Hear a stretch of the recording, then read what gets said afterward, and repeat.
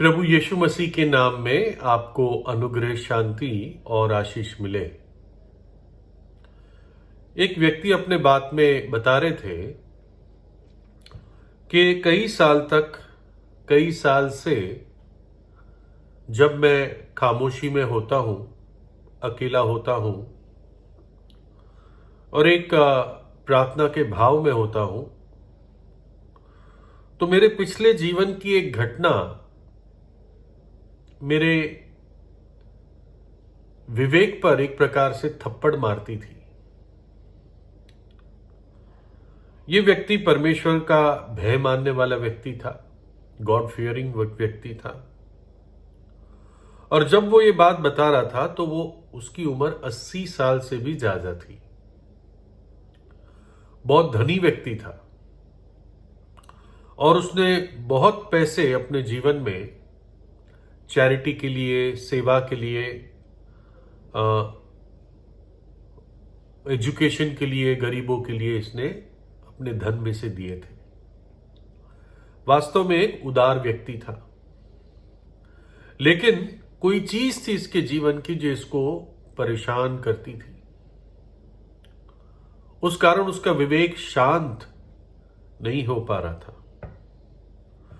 और फिर उसने उसी दिन जब ये बात बता रहा था, ये अपने होठों से ये घटना बताई। उसने बताया कि कई साल पहले मैंने अपने पड़ोसी से घास खरीदा, सूखा घास, और काफी था वो, और वो घास तोला गया और मैंने उस व्यक्ति, मेरे पड़ोसी को बताया कि इतना पैसा मेरे तरफ बनता है, मुझे देना है आपको। और इससे पहले कि हिसाब हो पाए वो पड़ोसी मर गया। तो ये व्यक्ति बाद में जो वहां का एडमिनिस्ट्रेटर था, जो इन हिसाब किताब का भी एक लेखा रखता था, उसको पूछने गया कि क्या ये व्यक्ति जो मर गया, इसके लेखे में कुछ मेरी तरफ से देना है क्या इसको। तो उसने चेक किए कागज, उसने कहा नहीं, ऐसा तो कुछ नहीं है, आपकी तरफ से कुछ देना नहीं है उसको, आपका हिसाब क्लियर है।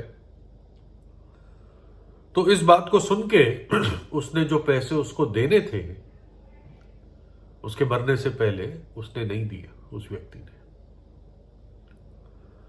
तो वो उस दिन कह रहा था कि ये घटना मेरे जीवन पे एक काली परछाई हमेशा डालती रही और मेरे जीवन को, मेरे खामोशी के जीवन को, अकेले के जीवन में ये बात मुझे तंग करती रही। और तब मैंने निर्णय लिया है, आज निर्णय लिया है कि कल सुबह मैं सबसे पहले उसकी विधवा के पास जाऊंगा और जो भी पैसा बनता था सारा हिसाब मैं सेटल कर दूंगा। और वास्तव में उसने ऐसा ही किया। उसके चेहरे पर एक अलग रोशनी आई, एक आशीष आई। वो संघर्ष उसके मन का खत्म हुआ।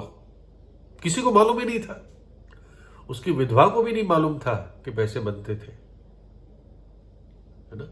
मैं नहीं सोचता हूं कि कुछ बहुत ज्यादा पैसे थे, लेकिन एक ईमानदार व्यक्ति के लिए एक थोड़ा पैसा भी अगर कोई गलती का हिसाब होता है तो उसको वो बात तंग करती है, क्योंकि उसके दिल में ये विश्वास होता है कि कोई ना देखे लेकिन परमेश्वर देख रहा है।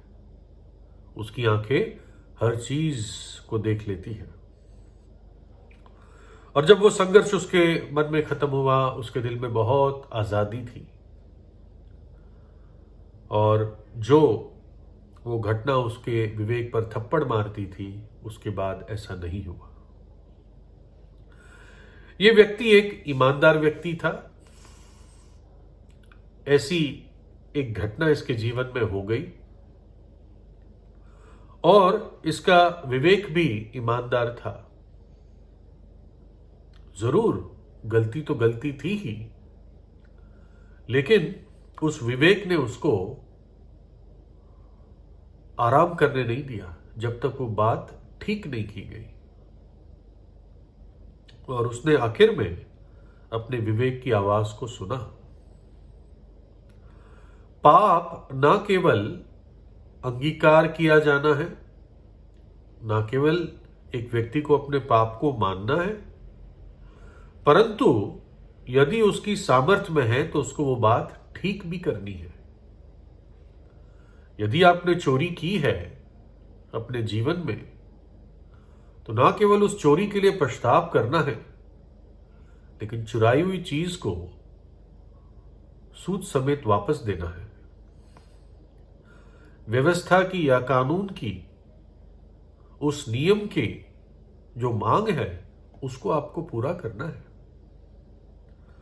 अगर पाप को इस जीवन में सेटल नहीं किया गया, उसका हिसाब ठीक नहीं किया गया पाप का इस जीवन में, तो ये एक ऐसा कीड़ा है जो पापी को अनंत जीवन तक सताता रहेगा, है ना। एक ऐसा कीड़ा है जो मरता नहीं है। इसी जीवन में उसको मार सकते हैं, और उसको एक ही तरीका है मारने का।